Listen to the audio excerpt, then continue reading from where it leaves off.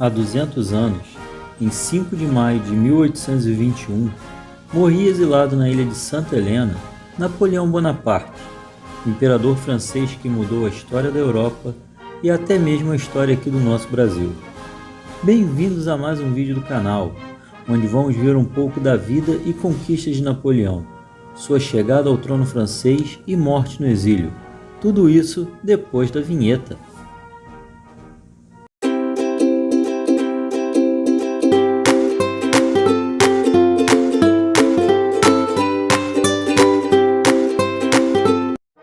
Napoleão Bonaparte nasceu na cidade de Ajaccio, localizada na ilha de Córcega, dia 15 de agosto de 1769. O pai de Napoleão era um advogado chamado Carlo Maria Bonaparte e sua mãe chamava-se Maria Letícia Ramolino.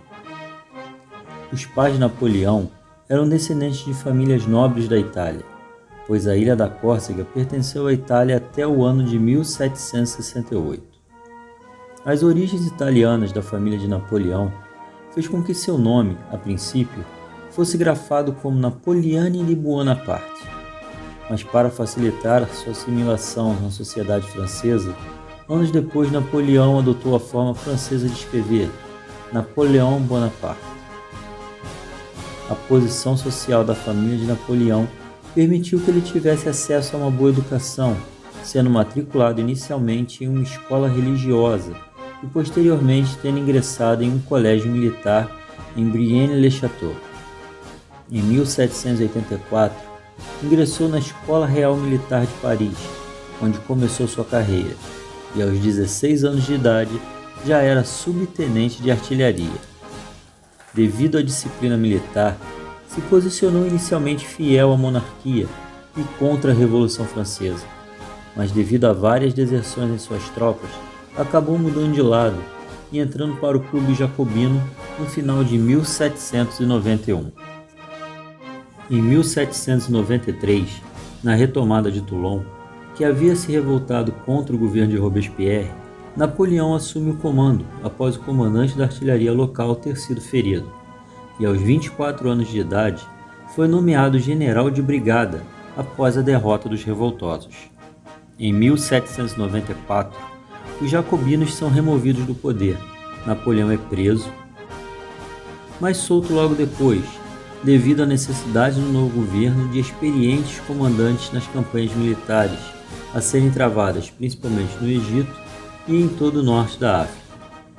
Em outubro de 1795, Napoleão vence mais uma batalha na revolta dos partidários da monarquia e é nomeado comandante do exército francês. Em 1798, as tropas francesas sob o comando de Napoleão combatiam no Egito uma aliança entre o Império Turco-Otomano, a Grã-Bretanha e os Mamelucos. Napoleão destacou-se nesta campanha pela tomada da cidade de Alexandria e pelo estímulo a diversos estudos sobre a antiguidade egípcia. Levou muitos antiquários da França para documentar o que era achado. Entre estes itens destaca-se a Pedra de Roseta, um bloco de pedra com inscrições em grego, hieróglifo e demótico, que serviria para decifrar a escrita egípcia anos depois. Com as conquistas militares obtidas e diante dos desentendimentos do diretório entre as várias facções políticas, os militares franceses viram uma oportunidade de chegar ao poder. Além disso, os burgueses viam as conquistas sociais ameaçadas devido ao crescimento do apoio pela volta do absolutismo. Também havia o risco de uma invasão pela coalizão formada entre outros países por Inglaterra, Áustria e o Império Russo. Todos esses fatores combinados deram o suporte popular necessário para o golpe de 18 Brumário, ocorrido em 9 de novembro de 1799. No golpe, é instaurado o sistema de consulado, onde o poder foi dividido entre 3 cônsules, o general Napoleão, o abade Emmanuel Joseph Sieyès e o político Pierre Roger Duclos, sendo Napoleão escolhido como primeiro cônsul por 10 anos, o que dava a ele o real controle do governo. Em 1800, através de um plebiscito, foi criada uma Constituição. Seu governo Apesar de autoritário, com utilização de censura para perseguir seus opositores, conseguiu resolver vários problemas pontuais da França. Fez a paz com nações que estavam em guerra, criou um novo sistema de impostos, criou o Banco da França, que ficou responsável pela emissão de dinheiro e foi o principal responsável por conseguir controle da inflação. Napoleão também promoveu reformas bem-sucedidas na educação e na segurança, além de se reconciliar com a Igreja Católica, apesar de o Estado manter o controle sobre a mesma. E montou uma equipe que criou o novo Código de Leis para a França, gerando um saldo positivo e dando cada vez mais apoio a Napoleão. Com bastante prestígio, Napoleão ampliou seus poderes e em 1802 tornou-se cônsul vitalício. Em 1804, transformou a França num império, o que resultou em sua coroação no mesmo ano pelo Papa Pio VII, na Catedral de Notre-Dame, como imperador da França. Uma curiosidade é que Napoleão quebrou o protocolo ao retirar a coroa das mãos do Papa e colocá-la em sua própria cabeça, evitando assim ajoelhar-se diante do pontífice e mostrando que mesmo com a reaproximação, a Igreja não teria poder algum em seu governo. A ampliação dos poderes de Napoleão ligou o alerta na Inglaterra, que fez uma aliança com Rússia, Prússia e Áustria. Mas por terra, o exército francês era poderoso demais, e as tropas napoleônicas foram responsáveis pelo fim do Sacro Império Romano Germânico, com a vitória sobre as tropas russas e austríacas em Austerlitz. Contudo, no mar a história era outra, e com a derrota na Batalha de Trafalgar, no ano de 1805, os franceses ficaram sem poderio para invadir a Inglaterra. Então, Napoleão impôs um bloqueio econômico, proibindo os países europeus de fazerem comércio com a Inglaterra, sob pena de serem invadidos. Essa ação ficou conhecida como Bloqueio Continental. Em 1807, Napoleão, após derrotar os russos na Polônia, obriga o czar Alexandre I a assinar o Tratado de Tilsit, onde a Rússia reconhecia a hegemonia francesa na Europa e se comprometia a respeitar o bloqueio econômico imposto à Inglaterra.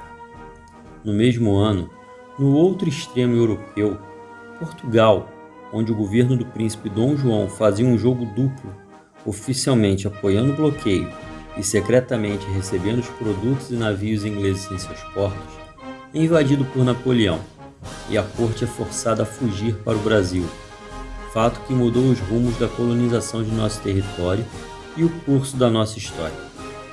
Em 1812, após os russos quebrarem o bloqueio continental, Napoleão invade a Rússia e tem um avanço relativamente bem sucedido até Moscou, muito facilitado pela prática de terra arrasada adotada pelos russos, que iam abandonando e queimando as cidades, campos de plantação e áreas de produção, o que tornava o suprimento das tropas napoleônicas cada vez mais insustentável. Em 7 de setembro ocorreu a Batalha de Borodino, considerado o dia mais sangrento da batalha até aquele momento, com aproximadamente 44 mil russos e 35 mil franceses mortos, feridos ou capturados. A batalha foi tão feroz que Napoleão fez o seguinte relato sobre ela: a mais terrível de todas as minhas batalhas foi a de Moscou. Os franceses mostraram-se dignos de vitória, mas os russos mostraram-se dignos de serem invencíveis. Ao entrar em Moscou, Napoleão esperava a capitulação do czar Alexandre, mas encontrou uma cidade vazia e destruída pelo governador Feodor Rasputin. Em novembro, Napoleão começa sua retirada e, com neve até os joelhos, apenas na noite de 8 para 9 de novembro, aproximadamente 10 mil homens e cavalos morreram congelados.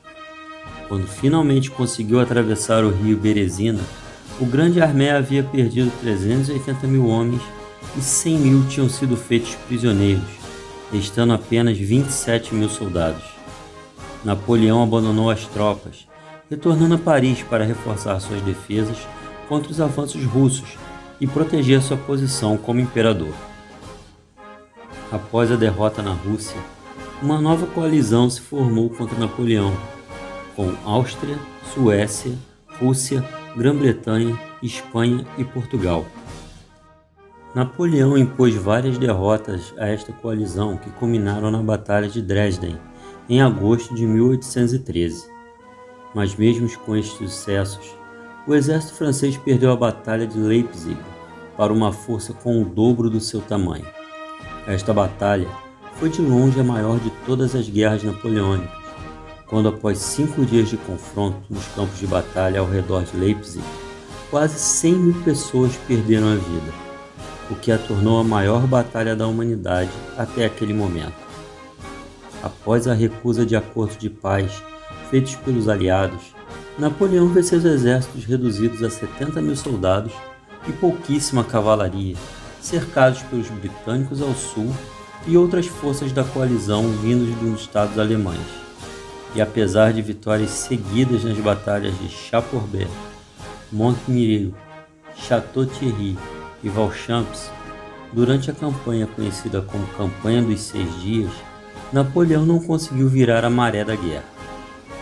Paris se rendeu em março de 1814 e em 1º de abril, após o czar Alexandre dirigir-se ao Senado francês e atestar que a guerra era contra Napoleão e não contra a França, o Senado aprovou o ato de morte do imperador, que na prática apenas depunha Napoleão. Ao chegar em Fontainebleau, Napoleão soube da queda de Paris e, ao propor uma marcha para a retomada da capital, seus marechais e oficiais se amotinaram e em 4 de abril enfrentaram Napoleão, liderados pelo Marechal Michel Ney. Em 11 de abril de 1814, foi firmado entre as potências europeias o Tratado de Fontainebleau, que reconheceu a abdicação de Napoleão ao trono francês e decretando seu exílio para a ilha de Elba, no mar Mediterrâneo. Pelo tratado, foi dado a ele o direito de soberania na ilha, manutenção de um pequeno exército, uma corte, vários ajudantes e serviçais.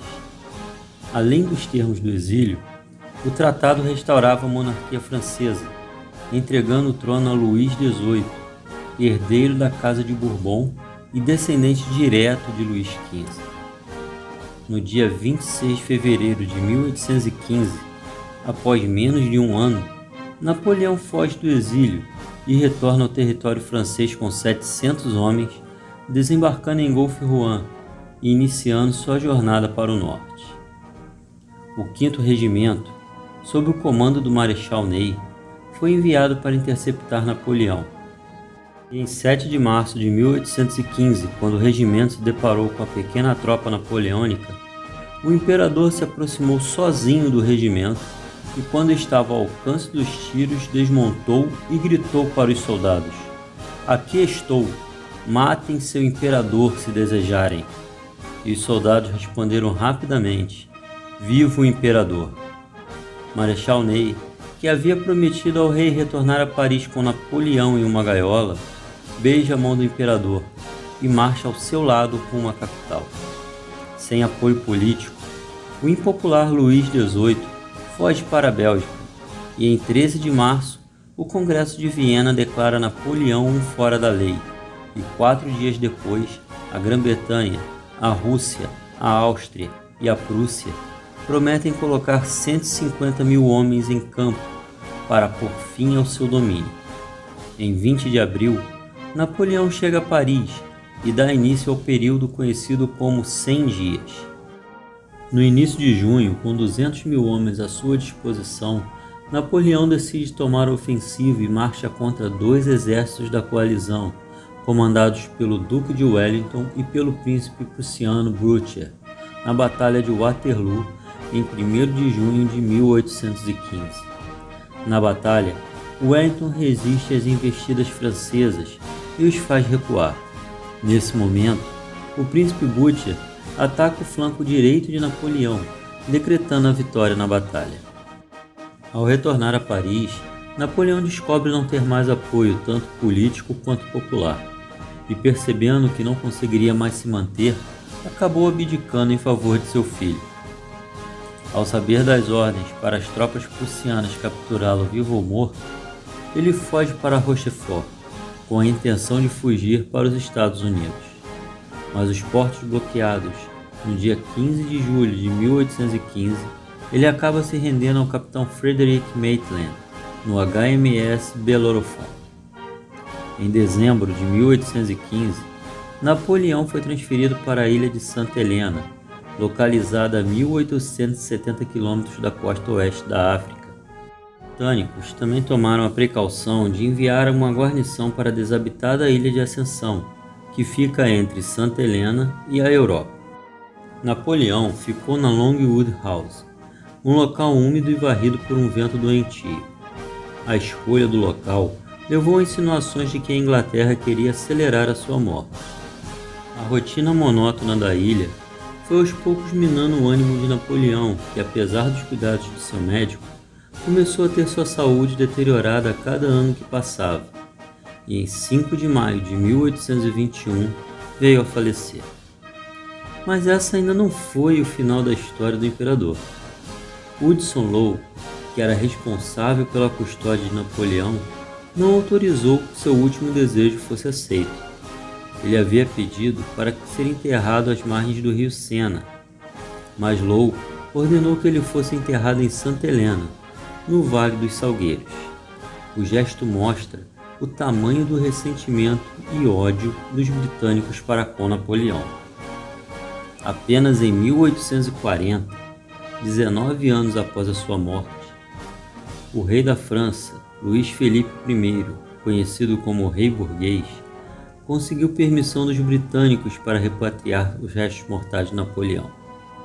Na França, o antigo imperador recebeu um funeral de chefe de Estado, ficando sepultado temporariamente na capela de Saint-Jérôme, e quando a tumba projetada por Louis Visconti ficou pronta em 1861, o imperador finalmente foi posto em seu local final de descanso, em um sarcófago de pedra de pórfiro, na cripta sob a cúpula em Les Invalides. Napoleão foi um ditador, um líder beligerante que não soube manter a paz com seus vizinhos, mas que deu aos franceses um sentido exacerbado de nacionalismo. Amado por muitos e odiado por muitos também, controverso até hoje e, acima de tudo, importantíssimo para a história mundial. Bom, galera, espero que tenham gostado do vídeo.